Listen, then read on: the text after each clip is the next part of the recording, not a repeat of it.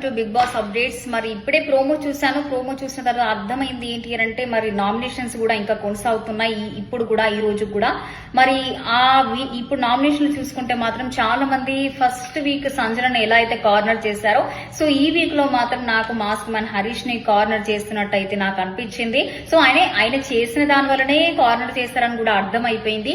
So ముందుగా nomination రాము రాథోడ్ వచ్చి ఒకటే మాట అన్నారు. ఏంటి అని అంటే మాస్క్ మ్యాన్ రాథోడ్తో కూడా చెప్పడం జరిగింది. ఏంటి అని అంటే సో ఈ మాస్క్ ఎవరైతే ఉన్నారో వాళ్ళతో నీ ఇంట్లో ఉండలేను అని కూడా చెప్పడం జరిగింది. ఆ మాటతో నామినేట్ చేశారు. అలాగే మనకు రీతు చౌదరి వచ్చింది. రీతు చౌదరి వచ్చి కూడా మొన్న క్విట్ అవుతాను నేను హౌస్ నుంచి అని చెప్పడం జరిగింది. దానికోసము కూడా నామినేట్ చేశారు.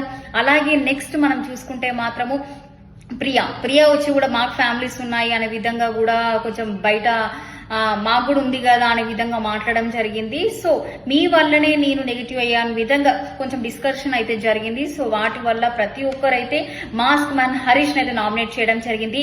మరి చాలా నెగిటివ్ పోర్ట్రే కూడా బయట ఉంది తనకి. మరి ఈ week mask man Harish positive గా ఉంటే మేబీ ఉండే ఛాన్సెస్ కనిపిస్తాయి.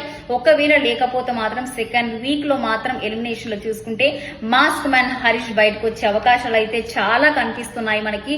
మరి చూడాలి మరి హరీష్ బయటకు వస్తాడా లేకపోతే లోపడే ఉండి గేమ్ బాగా ఆడతాడా, మరి పాజిటివ్ వైబ్ తెచ్చుకుంటాడా లేదా అనేది అయితే మనం అప్పటి వరకు వేచి చూడాల్సిందే.